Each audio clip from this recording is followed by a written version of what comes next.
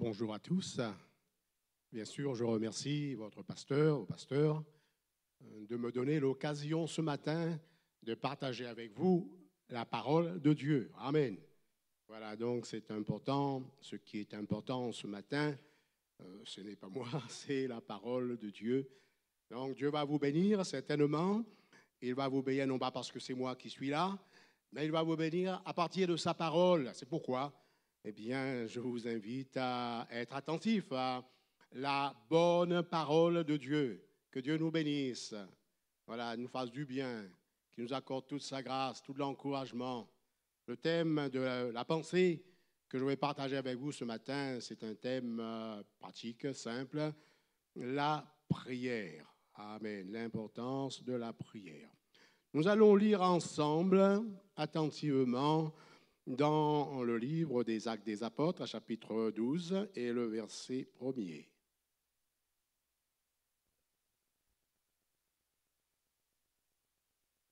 Actes des Apôtres, chapitre 12, verset 1er jusqu'au verset 19.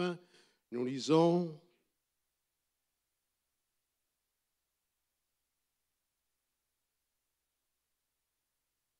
voilà.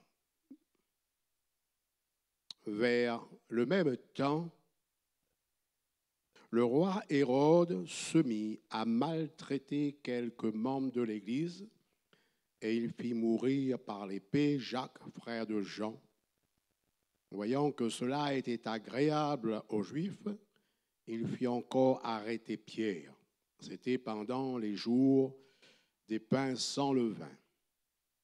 Après l'avoir saisi et jeté en prison, il le mit sous la garde de 4 escouades, de 4 soldats chacune, avec l'intention de le faire comparaître devant le peuple, de le faire exécuter devant le peuple, après la Pâque.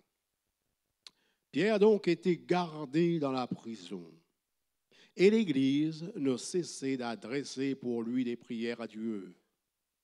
La nuit qui précéda le jour où Hérode allait le faire exécuter, comparaître, exécuter, Pierre, lié de 2 chaînes, dormait entre 2 soldats et des sentinelles devant la porte gardaient la prison.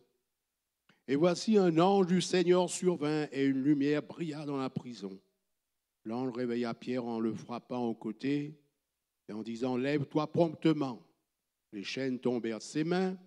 Et l'ange lui dit: « Mets ta ceinture et tes sandales. » Et il le fit ainsi. L'ange lui dit encore: « Enveloppe-toi de ton manteau et suis-moi. » Pierre sortit et le suivit, ne sachant pas que ce qui se faisait par l'ange fut réel, et s'imaginant avoir une vision. Lorsqu'il eut passé la première garde, puis la seconde, ils arrivèrent à la porte de fer qui mène à la ville, et qui s'ouvrit d'elle-même devant eux. Ils sortirent et s'avancèrent dans une rue. Aussitôt, l'ange quitta Pierre. Revenu à lui-même, Pierre dit: « Je vois maintenant d'une manière certaine que le Seigneur a envoyé son ange et qu'il m'a délivré de la main d'Hérode et de tout ce que le peuple juif attendait. » Après avoir réfléchi, il se dirigea vers la maison de Marie, mère de Jean, surnommé Marc, où beaucoup de personnes étaient réunies et priaient. Il frappa à la porte du vestibule et une servante nommée Rhodes s'approcha pour écouter. Elle reconnut la voix de Pierre et dans sa joie, au lieu d'ouvrir, elle courut annoncer que Pierre était devant la porte. Il lui dit: « Tu es folle. » Mais elle affirma que la chose était ainsi. Et ils dirent: « C'est son ange. » Cependant, Pierre continua à frapper. Ils ouvrirent et furent étonnés de le voir. Pierre, leur ayant de la main fait signe de se taire, leur raconta comment le Seigneur l'avait tiré de la prison. Et il dit: « Annoncez-le à Jacques et aux frères. » Puis il sortit et s'en alla dans un autre lieu. Quand il fit jour, les soldats furent dans une grande agitation pour savoir ce que Pierre était devenu. Hérode étant mis à sa recherche et ne l'ayant pas trouvé, interrogea les gardes et donna l'ordre de les mener au supplice. Amen. Voilà, nous disons Amen à la bonne parole de Dieu, voilà, qui nous rappelle l'efficacité de la prière. L'efficacité de la prière. Jacques, dans son épître, chapitre 5, verset 16, dit ceci: la prière fervente du juste a une grande efficacité. Nous pouvons nous rappeler d'autres exemples. Je pense à Jacob face à Ésaü. C'était Jacob face à la mort. Vous connaissez l'histoire, Genèse 32. Donc voilà, Ésaü, son frère, venait à sa rencontre avec 400 hommes. Ce n'était pas pour lui faire la bise, mais au contraire, c'était pour le faire disparaître de la surface de la terre et certainement aussi s'emparer de ses biens. Et là, Jacob a placé toute sa foi en Dieu. Amen. Dans les situations difficiles, impossibles, frères, sœurs, placez toute votre foi dans le Dieu de Jésus-Christ. Amen. Qui est notre Dieu. Et Jacob, ne pouvant rien d'autre, a prié avec zèle. Certainement, mettez-vous à sa place. Il avait de soucis à se faire pour lui-même, pour ses femmes, ses servantes et ses enfants. Et donc là, vous pouvez être sûr qu'il y a eu une application dans la prière, persévérant dans la prière. Il était impliqué. Il s'est impliqué. C'était sa situation. Ça peut être notre situation à nous. Ça peut être aussi la situation de l'Église. Ça peut être la situation d'une famille chrétienne, d'un frère, d'une sœur. Mais il s'est impliqué. Il s'est trouvé impliqué dans la prière. C'était son affaire. Voilà. Il était concerné. Voilà. Se sentir concerné, même si c'est d'autres qui sont atteints. S'est senti concerné. Il a prié à ce point où il a dit: je ne te lâcherai pas que tu m'aies béni. Et il était prêt à aller jusqu'au bout. Et ainsi, Ésaü est arrivé jusqu'à lui avec ses 400 hommes. Et Ésaü a pris Jacob, son frère, dans les bras, se sont embrassés. Quelle grâce, quelle puissance, la puissance de la prière. Un autre exemple, si vous voulez aussi, on va lire dans Matthieu chapitre 26, verset 36, passage bien connu. Là, il est parlé de la prière de Jésus à Gethsémane. Il est dit là-dessus,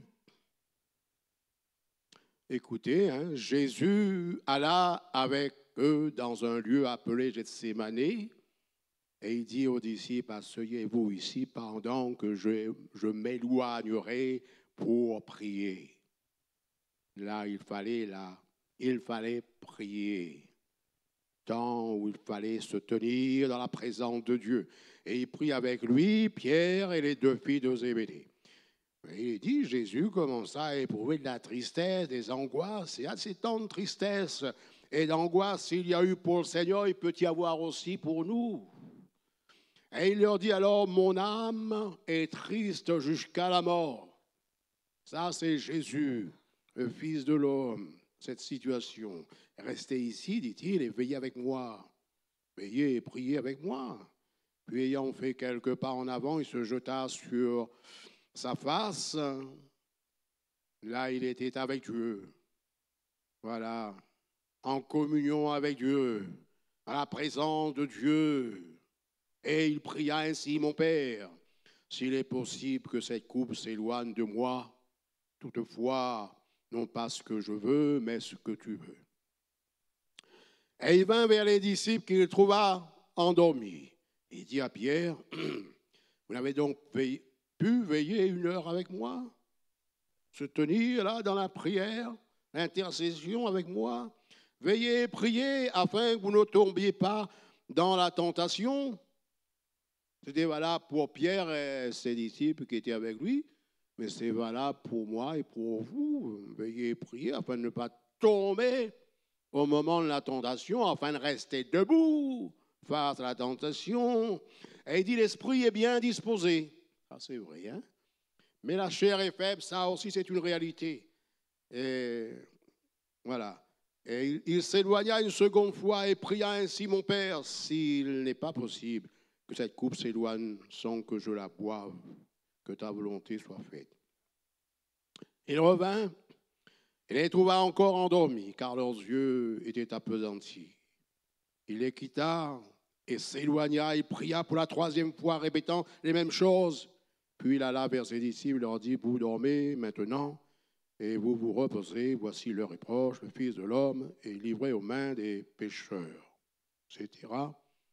Mais par ailleurs, il est dit, il y a eu, bien sûr, l'exaucement de la prière de Jésus. Amen. Parce que Dieu exauce la prière du juste, des justes. Il y a de la puissance dans la prière des justes. Nous avons ces exemples que nous avons lus et bien d'autres exemples. Il y a de la puissance dans la prière de la foi, dans la prière des croyants unis. Formidable, unis. J'ai dit, écrit, donc il est écrit, la prière fervente des justes, de ceux qui sont en Christ, qui vivent en Christ, qui vivent selon l'Esprit, d'une manière agréable à Dieu. Il y a la prière fervente du juste à une grande efficacité. Jacques, inspiré par le Saint-Esprit, a dit donc la prière fervente du juste a une grande efficacité. Si la prière fervente du juste a une grande efficacité, à combien plus forte raison quand les croyants, les justes en Christ s'unissent pour demander quelque chose à Dieu, il y aura l'exaucement de la prière. Amen. D'où l'importance de nos rassemblements, de nos réunions de prière. Le frère a parlé tout à l'heure du jeûne et prière le mardi pour ceux qui peuvent être là. C'est important. Il est écrit dans Matthieu, chapitre 18 et le verset 19. Voilà ce qui est écrit, je vous le lis. Il est dit, je vous dis encore, si 2 d'entre vous s'accordent sur la terre pour demander une chose quelconque dont il y a besoin de la grâce de Dieu, elle leur sera accordée, exaucée par mon Père qui est dans les cieux. Et Jésus a dit, quand vous priez Dieu, appelez Dieu Père. Car là où 2 ou 3 sont assemblés en mon nom, je suis au milieu d'eux. Et Dieu, notre Père, donne de bonnes choses à ceux qui le lui demandent, nous dit un verset de l'Écriture sainte. Nous avons dans l'histoire de Pierre, libéré miraculeusement de la prison, un bel exemple de l'efficacité de la prière de l'Église. Un bel exemple de l'efficacité de la prière fervente.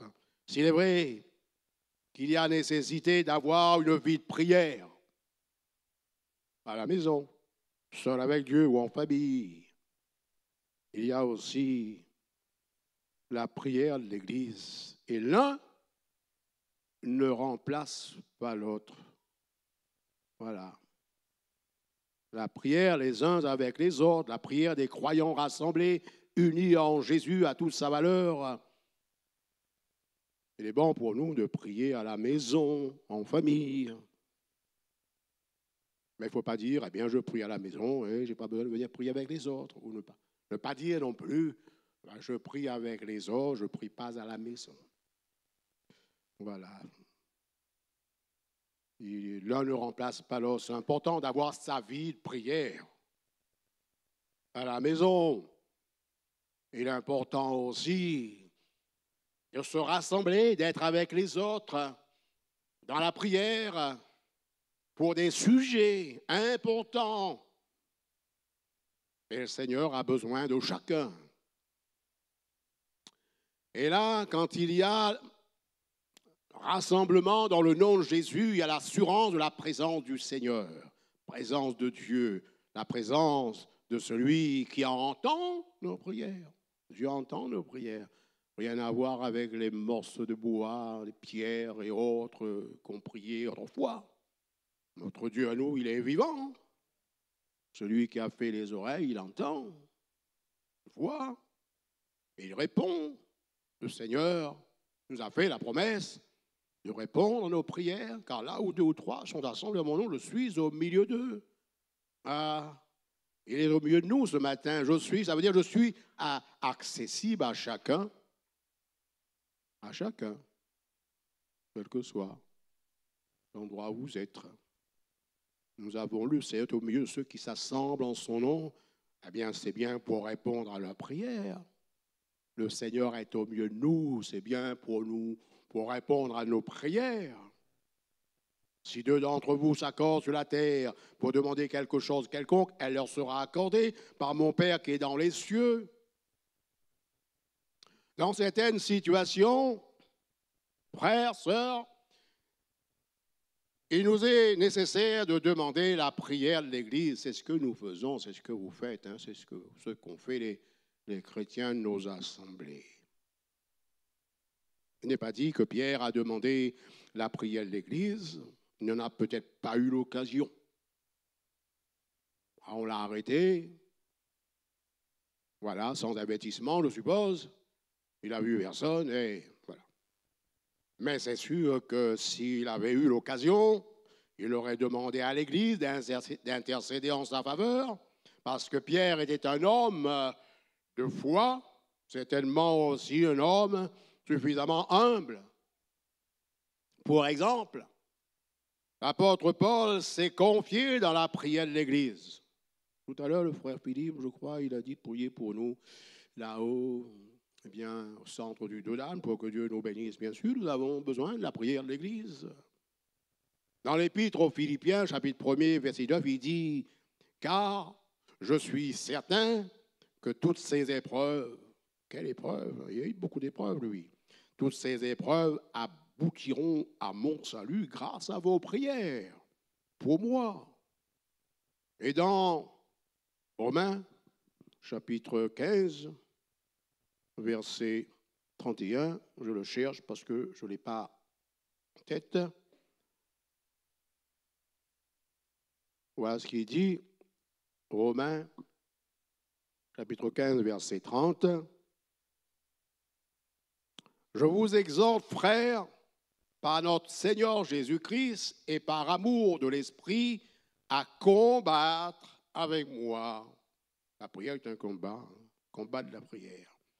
En adressant à Dieu, Dieu qui répond à la prière, à notre Dieu, à Dieu qui est notre Père, adressant à Dieu des prières en ma faveur, afin que je sois délivré des incrédules de la Judée et que les dons que je porte à Jérusalem soient agréés des saints, en sorte que j'arrive chez vous avec joie, si c'est la volonté de Dieu, et que je jouisse au milieu de vous de quelque repos, que le Dieu de paix soit avec vous tous. Amen. Donc, tout grand apôtre Paul qu'il était, il avait besoin de la prière des autres. Et nous avons tous besoin de la prière des autres. Dans Éphésiens 6, l'apôtre Paul exhorte là aussi à l'Église de prier pour tous les saints. Surtout quand il y a des saints, des chrétiens, qui ne peuvent pas prier librement comme ils le veulent. Ça arrive. Ça arrive que nous avons des frères et sœurs en Christ qui aiment le Seigneur et qui n'ont pas possibilité de prier librement. Voilà. Un jour, je visitais un frère diacre à l'hôpital et on parlait un petit peu. Il me dit, Moïse, j'ai ma Bible là, à côté de moi. Je n'arrive même pas à lire. Voilà. J'essaye de prier, j'arrive même pas à prier. Et le moral était au plus bas. Que faire? Ben nous pouvons prier pour eux. L'Église peut prier pour eux. Vous pouvez prier pour eux. Chez vous, vous avez toute la liberté de prier pour ceux qui, peut-être, ne peuvent pas prier. Quand un frère ou une sœur est à l'hôpital et qu'on lui a mis du médicament, il est endormi avec le médicament, et vous allez le voir, qu'est-ce que vous allez lui dire? Lève-toi, frère, on va prier.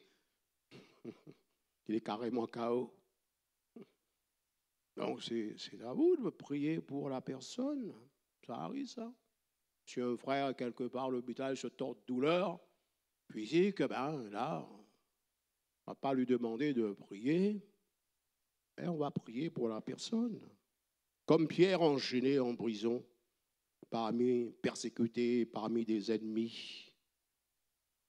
Je ne dis pas qu'il n'a pas prié, mais je suis sûr qu'il n'a pas eu toute la liberté qu'il aurait aimé pour s'adresser à Dieu. Voilà. Et donc, heureusement que l'Église a été là pour prier en sa faveur. Ce n'est pas pour rien que Jacques dit « Priez les uns pour les autres ». Peut-être que les chrétiens de l'Église primitive, et pas seulement l'Église primitive, il y a aussi, même dans notre temps, dans certains pays où l'Église est persécutée. Et dans ces temps où l'Église est persécutée, eh bien, c'est le temps où l'évangélisation se propage davantage, où il y a de grandes bénédictions. Pourquoi? Parce que c'est le temps où les chrétiens se tiennent davantage dans la prière avec ferveur. C'est quand même dommage que quand tout va bien, on néglige la prière. Quand il y a des invitations à prier, rassemblement pour la prière, des jeûnes de prière, tant qu'on peut, parfois on ne peut pas, mais tant qu'on peut, tout va bien, eh bien, profitez-en pour se réunir, pour prier. Et chez nous, nous avons toute la liberté de prier, profitons-en bien. N'attendons pas que demain le ciel nous tombe sur la tête pour nous tenir davantage dans la prière. Mais prions tout le temps. Prions les uns pour les autres. Voilà. C'est malheureux de constater que quand tout va bien, on n'est pas aussi fort pour prier. On attend qu'il y ait difficulté. Pouvons-nous imaginer la ferveur dans la prière en ce temps où l'Église a connu de telles persécutions? Et c'est ce qui explique certainement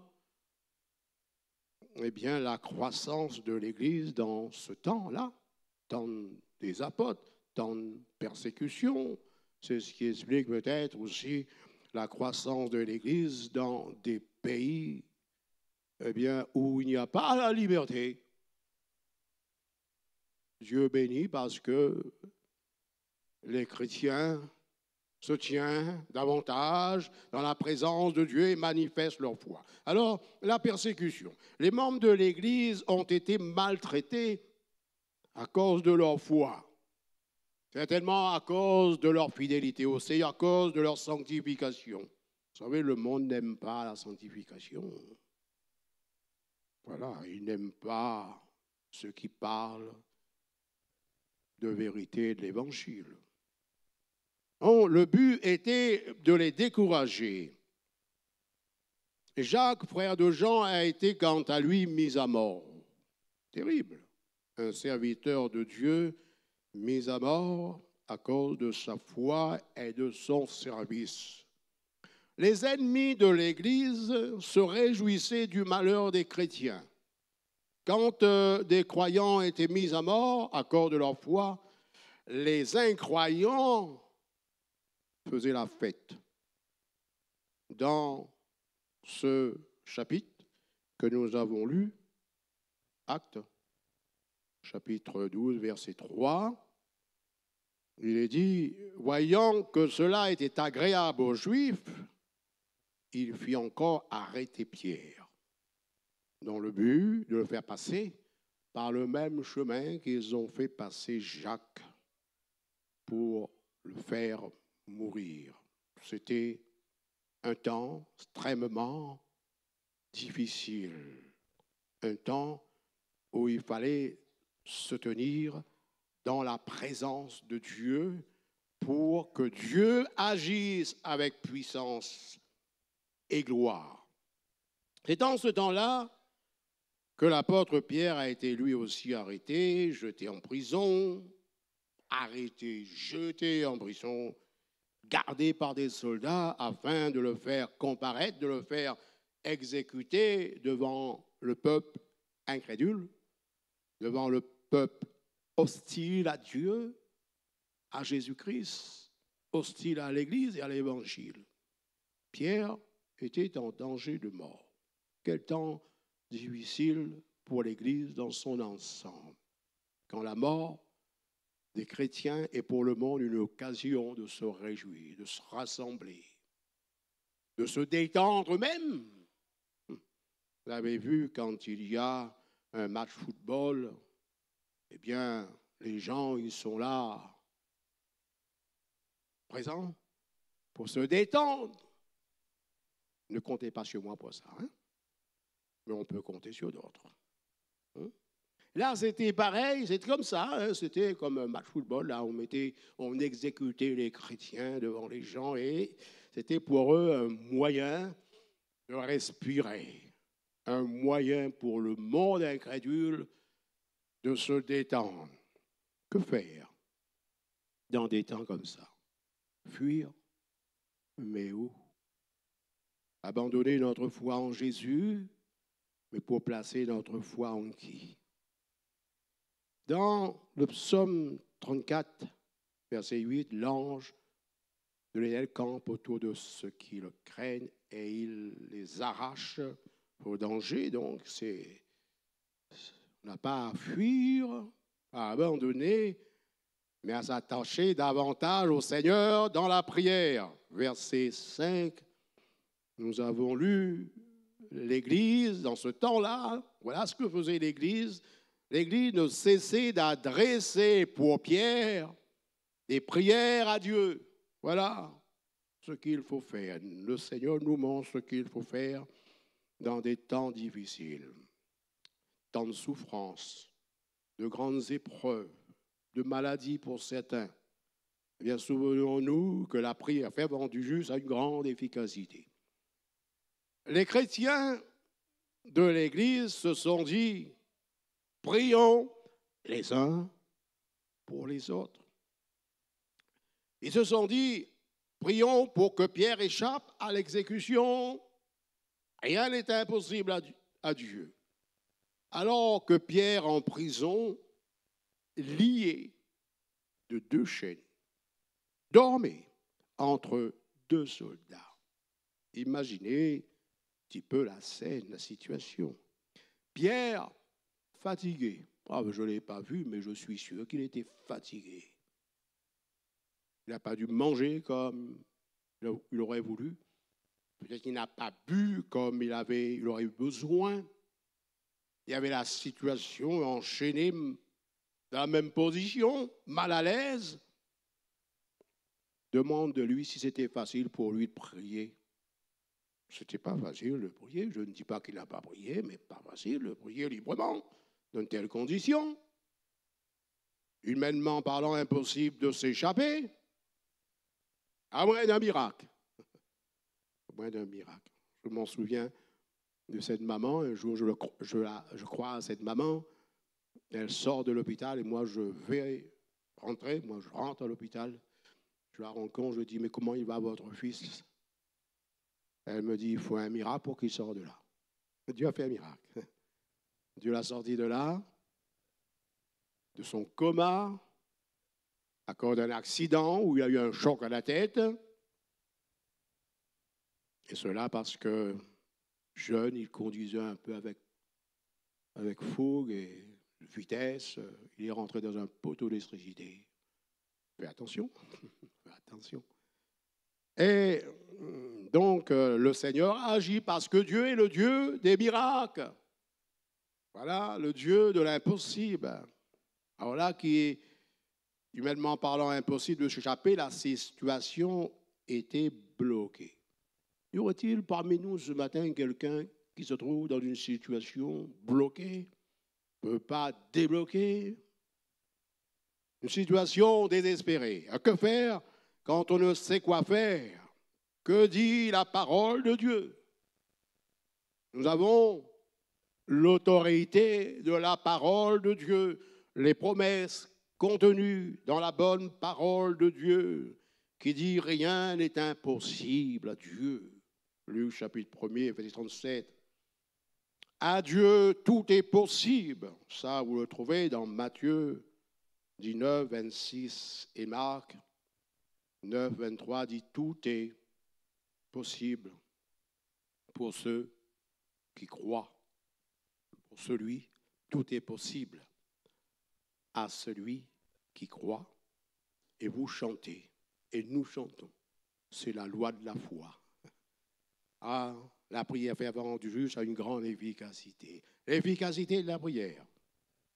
Dans la maison de Marie, mère de Jean surnommé Marc, l'Église s'est réunie. C'est bien, les frères et sœurs se sont réunis. Ça, c'est formidable. Quand l'ensemble se réunit pour être fort, pour s'accorder, pour être agréable à Dieu aussi, pour être agréable à Dieu. Quand on est ensemble, unis, on est agréable à Dieu. N'est-ce pas? Vous les parents, quand vous réunissez vos enfants qui sont d'un côté et de l'autre, ça vous fait plaisir. Voilà, de les voir ensemble, dans la maison. Mais Dieu est notre Père. Cela lui est agréable. Nous, ça nous est agréable de les voir autour de la table, nos enfants. Voilà. Autour de, je ne sais pas moi, un civet canard ou autre alors. Ça fait plaisir.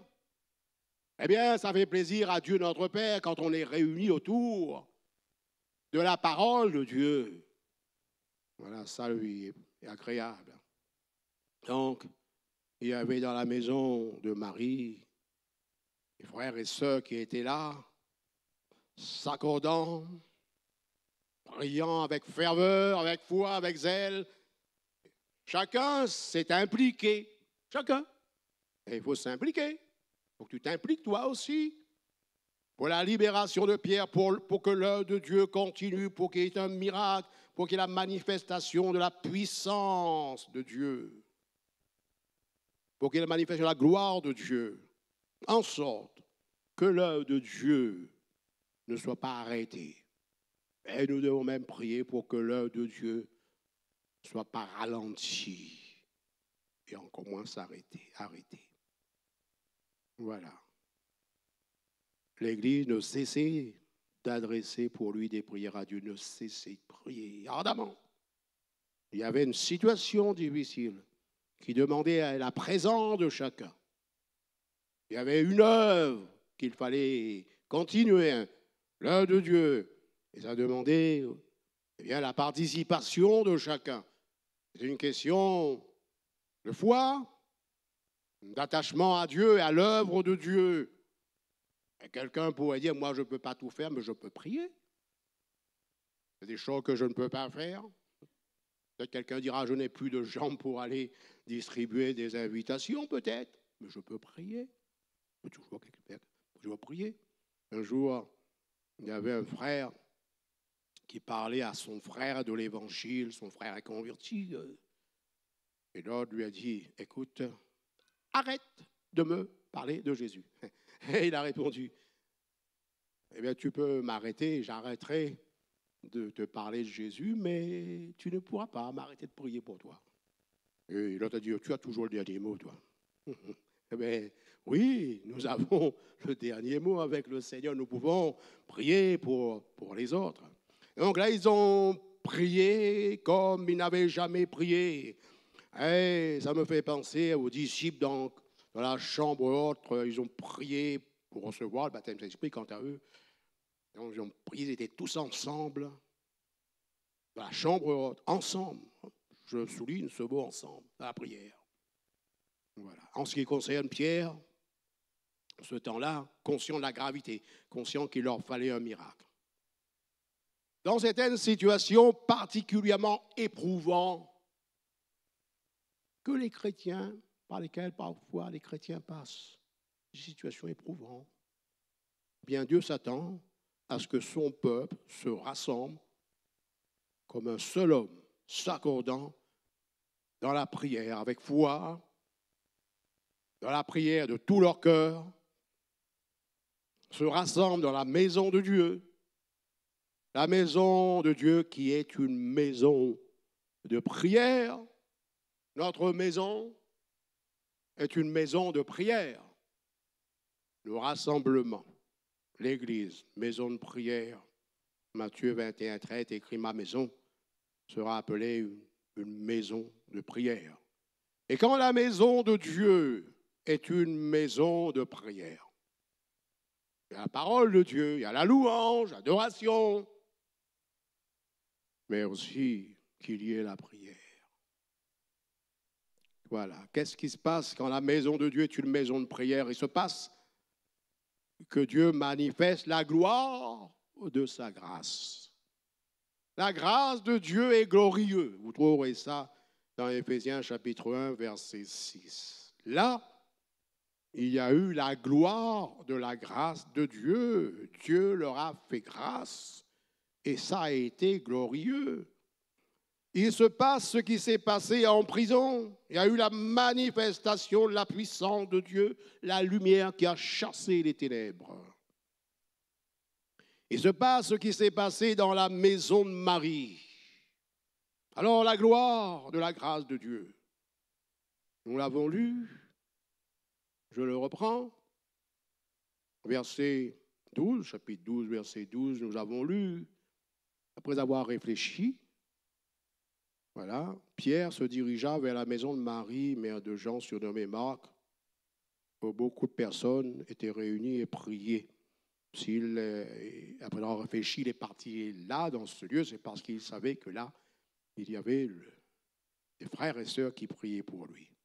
Il frappa à la porte du vestibule et une servante nommée Rhoda s'approcha pour écouter.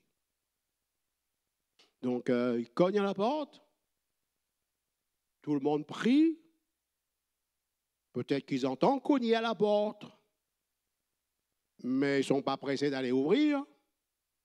Après tout, il y a une servante là. Nous disons servante là, c'est un joli mot, mais pas trop longtemps, en arrière, on disait la bonne. Une bonne. Et elle était à l'écoute. C'est elle qui ouvrait la porte quand quelqu'un frappait pour se réunir avec les autres, quelqu'un qui était un petit peu en retard, je suppose. Et elle reconnut la voix de Pierre.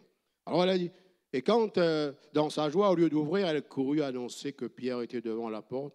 Qu'est-ce qu'il lui dit? Il lui dit, mais la Pierre est devant la porte. Il dit, mais tu es folle? Sérieux? Tu rêves. Tu ne comprends rien. Tu es qu'une servante. Ça a été du mépris. Mais moi, je lis une servante nommée Rhode. Son nom est écrit là dans la Bible. La vôtre, non. La vôtre est écrit dans le livre de vie, écrit, d'accord, mais votre prénom n'est pas forcément écrit dans la Bible. Le mien n'est pas écrit. Alors, je ne parle pas de Moïse, le grand Moïse, mais le mien, moi. Mais ici, une servante nommée Rhode, vous savez, ce qu'on méprise, Dieu les met à l'honneur. Et dans l'Église, il n'y a pas de bonnes, il y a des frères et sœurs en Christ. Ils avaient besoin d'apprendre. Elle était là dans la prière avec les autres, elle. Mais elle affirma que la chose était ainsi. Et il dit, c'est son ange. Cependant, Pierre continuait à frapper. Ils ouvrirent et furent étonnés de le voir. Et là, alors, des questions. Beaucoup de questions ont fusé d'un côté et d'autre. Et il y avait la manifestation de joie, d'étonnement, des larmes de joie, de l'émotion, de l'incompréhension. Nous prions Dieu d'agir et quand il agit, eh bien, comment on va? Voilà. Rien n'a changé, ça peut arriver encore dans notre temps, ça. Et alors, il y avait du bruit, tout le monde posait des questions. En même temps, comment ça s'est passé? Et Pierre leur a dit, mais si vous posez des questions tout en même temps, avec tout ce bruit, comment voulez-vous que je vous raconte ce qui s'est passé? Alors, il leur a fait taire. Écoutez, si vous voulez comprendre, entendre, écoutez. Voyez-vous, si vous voulez comprendre, recevoir, qu'est-ce qu'il faut faire? Il faut écouter. Il y en a qui veulent comprendre sans écouter. Parfois, il y a le petit marmaille, il a 3 ans. Il va à l'école, il regarde sa maîtresse d'école, tout, il veut faire l'école lui-même. Attendez un peu, écoutez un peu d'abord. Voilà. Donc, écoutons le récit de Pierre. Et si vous me permettez, bien que je ne suis pas Pierre, et vous n'êtes pas les chrétiens qui étaient dans la maison de Marie, mère de Jean surnommé Marc, mais je veux me mettre à la place de Pierre et je vous raconterai ce qui s'est passé. Ben, je le sais puisque j'ai lu. Je sais ce qui s'est passé. Alors, je vous le raconte. Vous écoutez? À la prison, ça grouillait de soldats. Et moi, je dormais lié de 2 chaînes à 2 soldats. Vous voyez un petit peu dans quelle situation je me trouvais? Et voici, un ange est survenu dans la prison. Une lumière a brillé dans la prison. Et l'ange m'a réveillé en me frappant au côté et m'a dit, lève-toi promptement. Et là, les chaînes sont tombées de mes mains. Et l'ange m'a dit, mets ta ceinture et tes sandales, c'est ce que j'ai fait. Et l'ange m'a dit encore, enveloppe-toi de ton manteau parce que dehors il fait froid. Enfin, pas Saint-Benoît, mais là-bas, je suppose. C'était la nuit. Et il m'a dit de le suivre. Ben, je suis sorti, je l'ai suivi. J'étais hors de moi-même. Je ne savais pas ce qui s'est passé exactement. Je m'imaginais avoir une vision. Et lorsque j'ai passé la première garde, des soldats, ils dormaient. Ils ne s'en est même pas aperçus. Même ceux qui ne dormaient pas ne s'en est pas aperçu de ma présence. Et puis, j'ai rencontré la seconde garde. Pareillement, il y en a qui dormaient, d'autres debout, mais ils s'en est aperçu de rien. Et j'ai pu continuer tranquillement à m'avancer vers la sortie. Et puis, vous connaissez la porte de fer qui mène à la ville. Moi, j'étais en prison derrière la porte de fer, dans l'impossibilité de m'échapper. Et cette porte de fer s'est ouverte d'elle-même, sans l'aide, sans aucune aide humaine devant moi. Alors, je sortais, je m'avançais dans une rue. Aussitôt l'ange m'a quitté.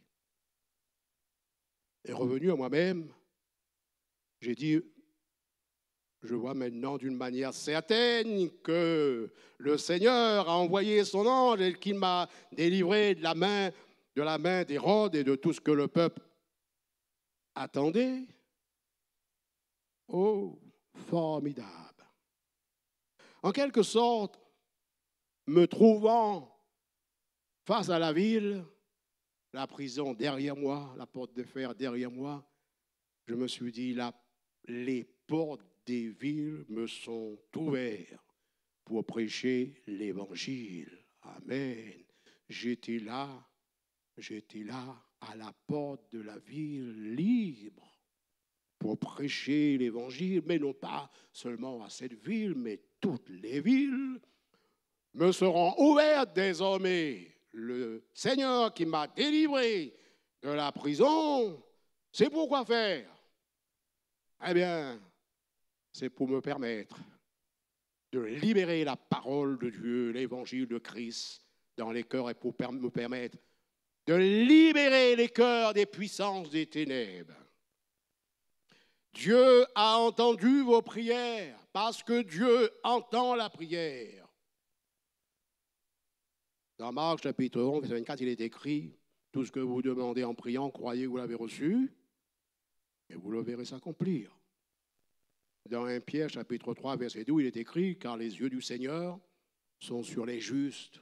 Amen. Retenez, sur les justes. Ah, il n'est pas dit sur ceux qui sont baptisés d'eau et du Saint-Esprit. Ça, c'est très bien d'être baptisé d'eau et de l'Esprit, mais c'est écrit sur les justes. Ça veut dire sur ceux qui obéissent à la parole de Dieu, sur ceux qui vivent en Christ, qui vivent selon l'Esprit de Christ, dans la droiture. Voilà. Et il dit, et ses oreilles sont attentives à leurs prières. Dieu est attentif à nos prières, est sensible à nos prières, parce que Dieu a compassion de nous, parce que Dieu a compassion de toi, parce que Dieu est attentif aussi à ses promesses. Dieu n'oublie pas ses promesses, pas comme les hommes. Il est attentif à ses promesses. En Matthieu chapitre 7, verset 7, demandez, et l'on vous donnera, cherchez, vous trouverez, frappez, et l'on vous ouvrira, car quiconque demande reçoit. Attachons-nous à ces paroles, paroles de Dieu, qui fait autorité. Celui qui cherche trouve, et l'on ouvre à celui qui frappe. Dans Éphésiens, vous le lirez chez vous, chapitre 6, verset 18-20, il nous est parlé de la prière.